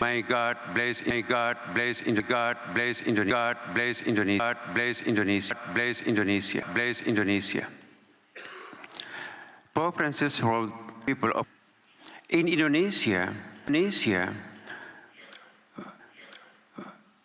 people will remember Pope Francis as a leader who emphasized compassion, humility, and dialogue among different religions and communities. His effort to foster faith, peace, and understanding among people of various faiths resonated with Indonesian national motto, Bhinneka Tunggal Ika, or unity and diversity. Pope Francis adores the harmonious coexistence, which has become a way of life in Indonesia, where Muslim, Christian, Hindus, Buddhists, Confucianism, and other faith groups live side by side. His historic visit in the Muslim majority nations has also particularly strengthened Catholic-Muslim relations. He is also remembered for his concern for the earth. He taught us to use the language of love to protect the environment. The Laudato Si encyclical, which he described it as a love letter to all humanity, calls on everyone to change their lifestyle and protect all creation. Pope Francis does not just speak about love, but more importantly, he exhibits important lessons about simplicity. He came to Indonesia with a simple appearance. No luxury attached to his visit, no fancy car, no private plane, no luxurious watch and clothing. He even stayed at the Vatican embassy, not a 5-star hotel. He wrapped himself in simplicity. He touched all us with his simplicity, with humble heart. For me, Pope Francis is man of deep faith, profound humility, and unshakable hope. Through evidence of service to others, kindness, mercy, and intense love for all creation, he taught us to live a simple but a meaningful life. Pope Francis' legacy as a Pope Mercy, reform and interfaith dialogue left a lasting impact on both a church and the broader community. Honorable guests, ladies and gentlemen, we are now left by one of the best persons in this world. Of course, there is grief, but also peace. Let us take the valuable lesson from him.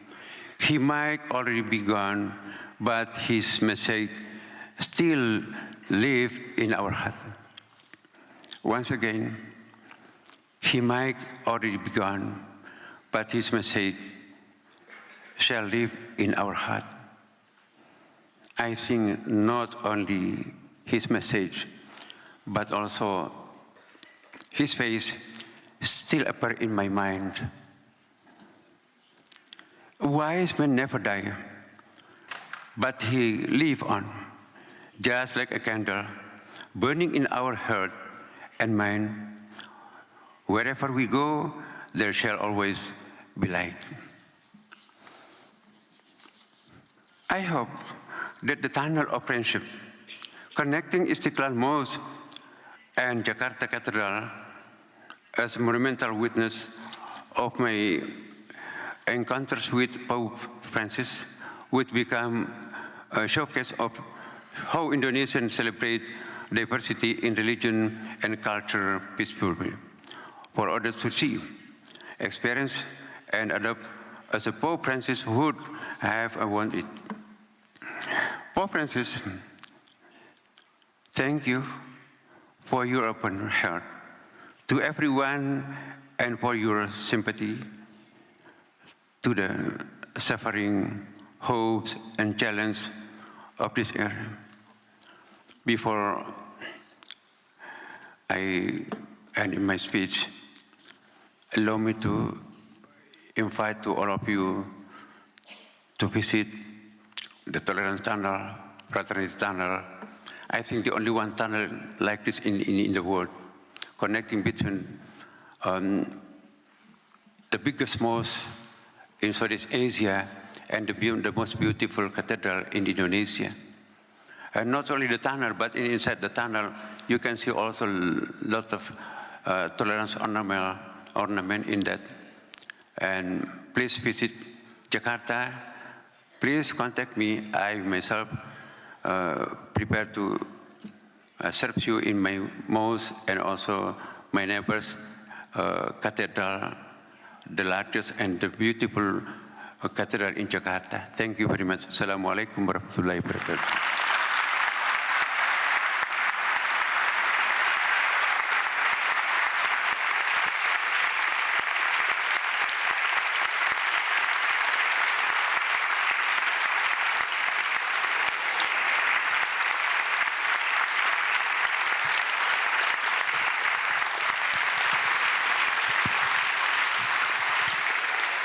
Grazie. Thank you very much. With all my heart. Minister Nasaruddin Umar.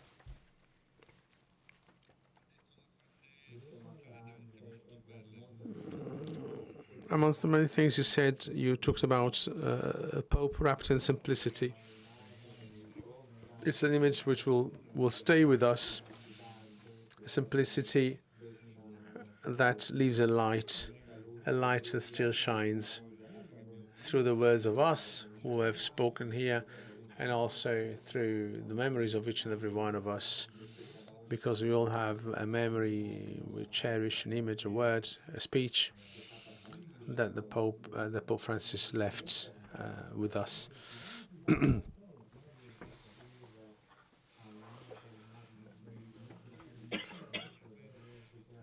Now, to be a bit more relaxed, because the last two speakers were very emotional.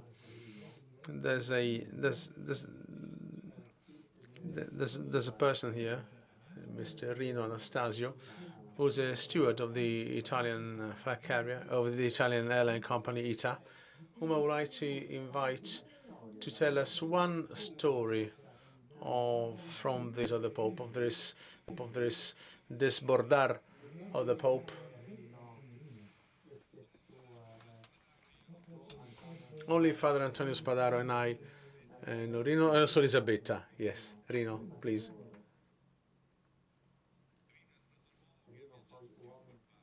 Rino was the man who's traveled the most with the Pope, who served him lunches on board, who invited him to rest in his plane. I would like to see in the airplane. I would like to, and I would like Rino to take a couple of stories, because we want to come back to the ground. And so this, my speaking here was not foreseen. So I would like to thank you. And this is coming as a surprise, and just a surprise that the Pope made for me on my birthday. I know that he bought some cakes and bottles of champagne. We were in Marseille, and he paid himself with his own money. And the surprise was that everybody was in agreement, the journalists, the papal retinue, and I knew nothing about that. And at some point he went to hold a press conference, and we were already descending towards Rome. And I went to his seat and I said, Holy Father, can I prepare your dinner? And he said, no, wait. And I saw a curtain being opened, and this huge cake was brought to me, and with the writing on it, happy birthday, my friend Rino. And it was the biggest emotion of my life, I must say.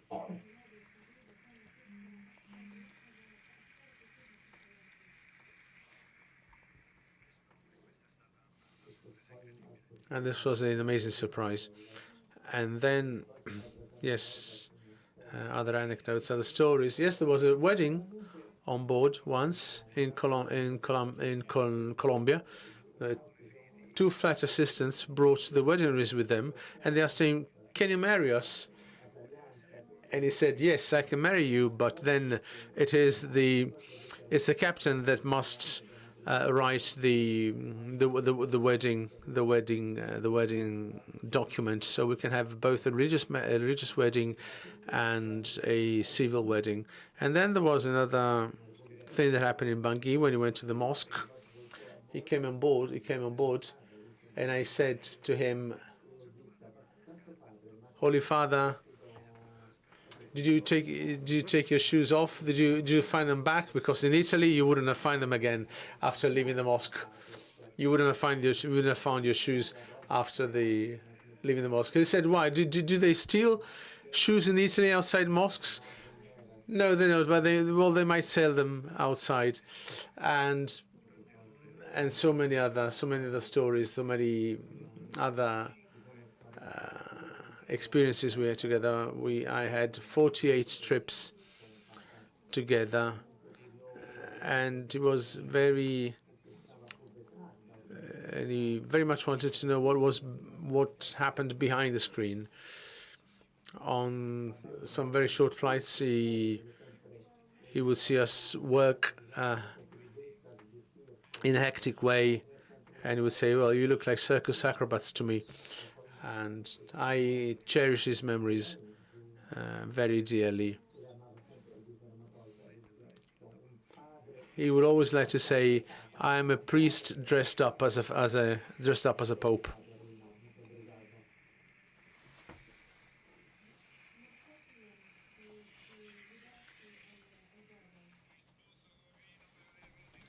I apologize with Rino for dragging him here without notice, but I know how Rino loved the Holy Father and how many things he experienced with him. Now we have very little time, but we do have a few questions here, and there's a question for Elisabetta from Bruno, who asks, what is the picture who best represents the life and papacy, the life and pontificate of Pope Bergoglio?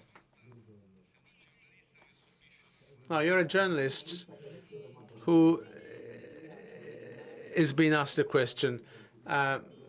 Maybe the image when in one of the general audiences, when he embraced a man, was totally deformed. And there's so mercy, simplicity, humility. We said a priest dressed in white. I would say a man dressed in white. The human element of that photograph is an important image which summarizes the man, this multifaceted man. Then there's a question for Antonio Spadaro.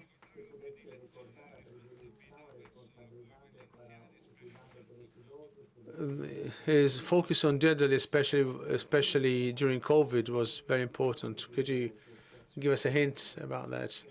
Oh yes, but the Pope was always close to the elderly, but also to the young people. And he said, quoting the Bible, he said, only if the elderly people can dream, can the young people have visions, which is which is something, in a way, he turned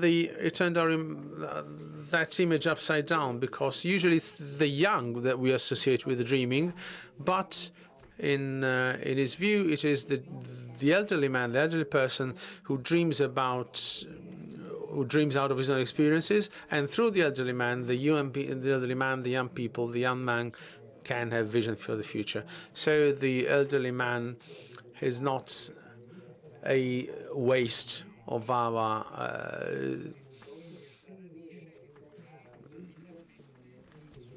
it's not a waste of our civilization, like we often think is the case, but the elderly person is the one that enables the young person to have a vision. Without the elderly man, without elderly people, the young people cannot have a vision of the future, cannot have a prospect on the future. And this, I believe, the strong link that Pope Francis created between the young and the old.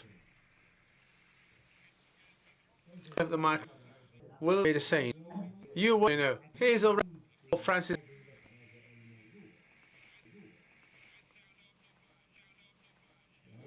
That was too easy.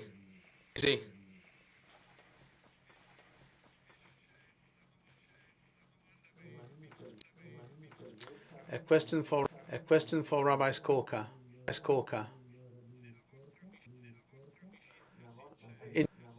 In your sincere friendship between you and Jorge Bergoglio,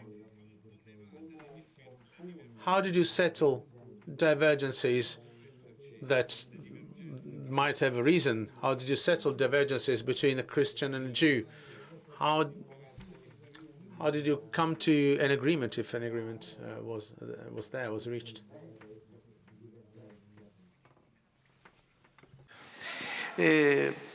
We maintain the differences, and we try to understand one the other.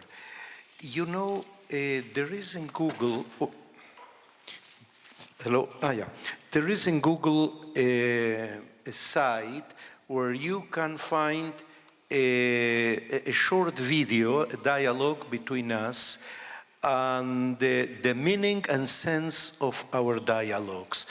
And he repeated several times, I never tried to convince him, because one stood alongside the other, and he never tried to convince me.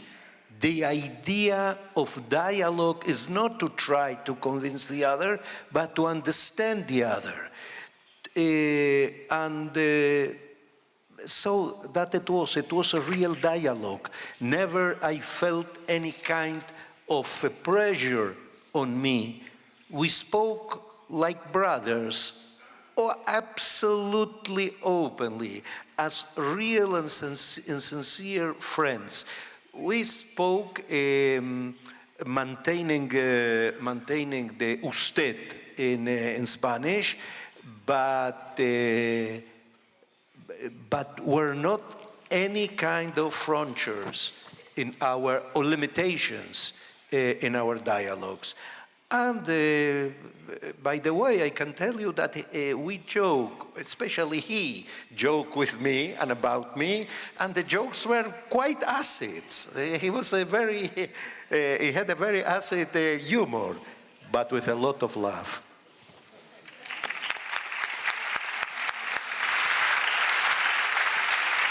Rabbino Skorka, ancora c'è Laura.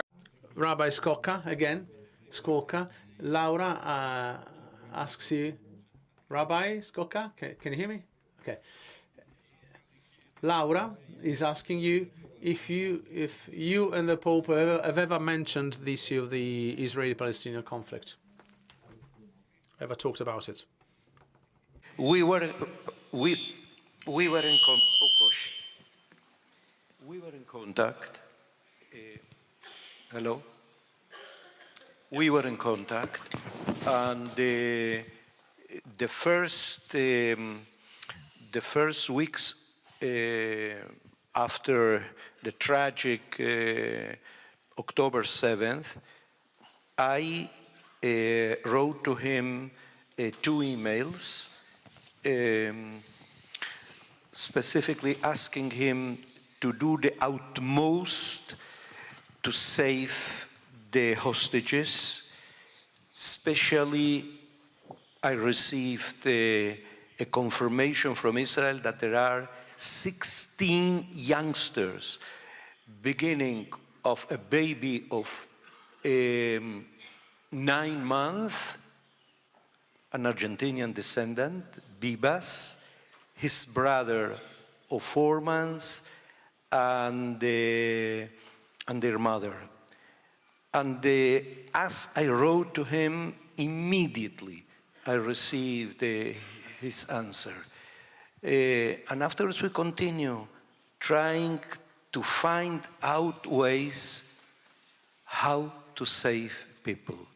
And when we spoke about the pain of this conflict, we meant the pain of Israelis in the same way as we meant the pains of the Palestinians. It's not merely a number of people suffering. It's just the point that people in image of God are suffering. Yes. Thank you. Grazie.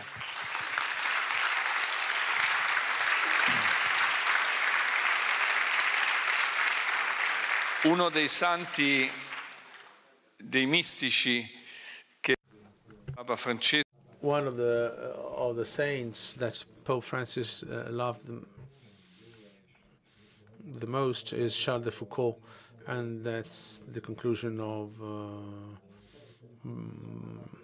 All Brothers in southern Algeria. He would introduce himself as a universal brother. In the letter, he said, "I would like to convey to all inhabitants, both Christians, Muslims, Jews, and those who don't believe, to see me as their universal brother." So in order to conclude, I think that Jorge Bergoglio, Pope Francis, was in our time, the man of universal fraternity, of universal brotherhood, in the season of the ego, of the I, of nationalisms. The church that he led has always stayed open and has remained a community with dream. He kept talking, he kept daring peace, as Elisabetta said. He continued to create bridges of dialogue or tunnels of dialogue, like Mr. Nassaruddin Umar said, and thank you very much, sir, for your invitation to Jakarta, because he wanted the world to be different, and